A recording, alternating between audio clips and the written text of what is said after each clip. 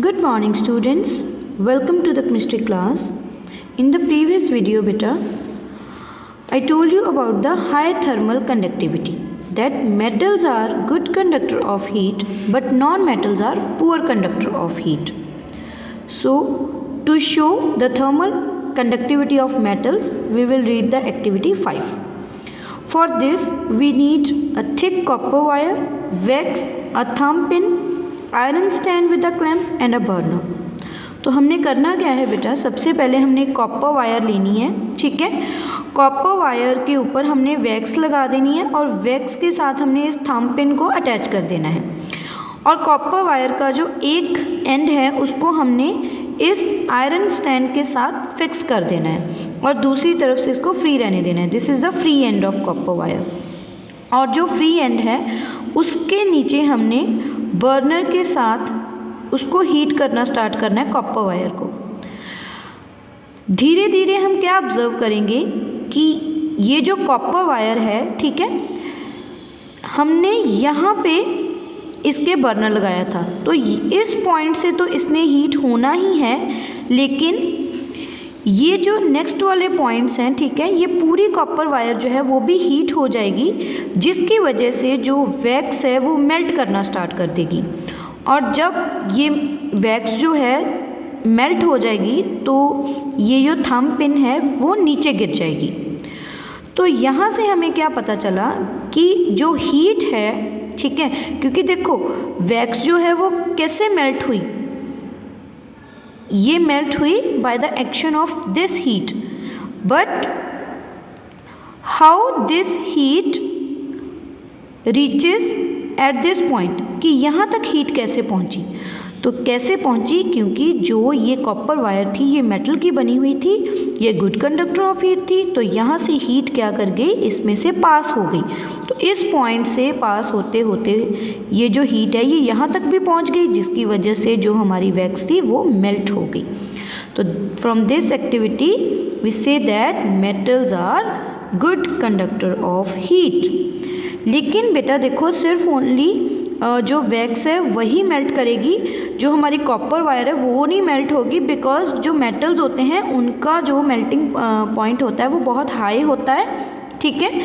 That's why copper wire did not melt on heating because they have high melting point, so they do not melt easily even after heating for a quite long time, कि अगर आप इसको बहुत देर तक भी heat करोगे तो भी जो हमारी कॉपर वायर है वो हीट नहीं होगी।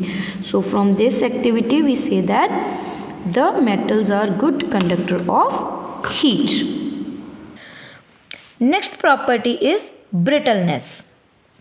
Brittleness means a substance is said to be brittle if it breaks into pieces easily, कि वो सब्सटेंसेस जो बहुत जल्दी टूट जाती हैं, ब्रेक हो जाती हैं, उनको हम क्या बोलते हैं, वो ब्रिटल है, मीन्स कि soft substances.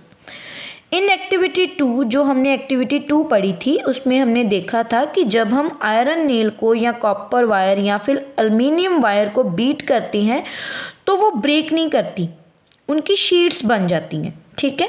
So it means कि दे आर नॉन ब्रिटल। और उसकी बजाय अगर हम कोल या पेंसिल लेड को हैमर के साथ बीट करते हैं तो वो टूट जाते थे। Why this is so, because non metals are brittle. तो from this we say that the metals are non brittle.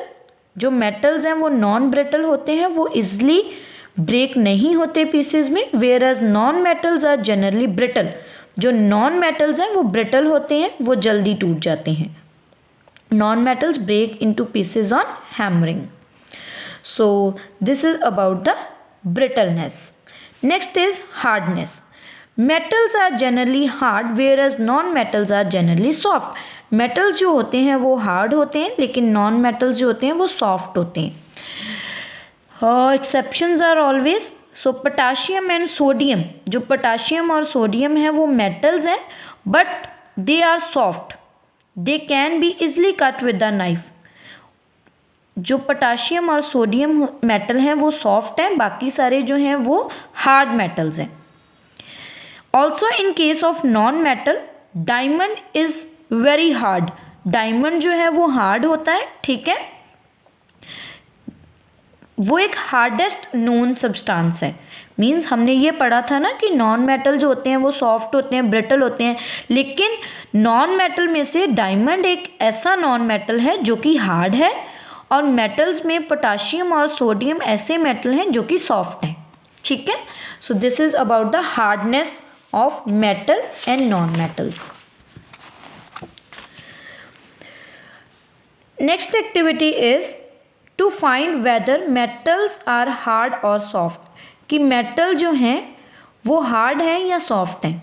So for this try to cut a piece of copper wire. ठीक है, एक कॉपर की wire लो और उसको आप plier की help के साथ कट करके देखो। जब आप उसको कट करोगे तो उसको कट करना बहुत हार्ड होगा। ठीक है, इसी तरह से एल्युमिनियम वायर को, आयरन नेल को कट करने की कोशिश करो, you will find that metals are hard. ठीक है, उनको कट करना इजी नहीं होगा। So this shows that metals are hard.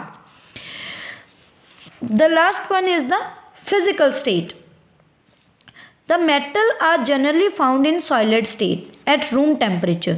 अगर हम रूम टेम्परेचर पे की बात करें तो जो मेटल्स हैं वो हमारे सॉलिड स्टेट में होती हैं, except for one, that is the mercury. And जो नॉन मेटल्स हैं वो सॉलिड और गैसियस स्टेट में होती हैं। Mercury is the only metal, mercury एक ऐसा मेटल है जो कि लिक्विड होता है रूम टेम्परेचर पे।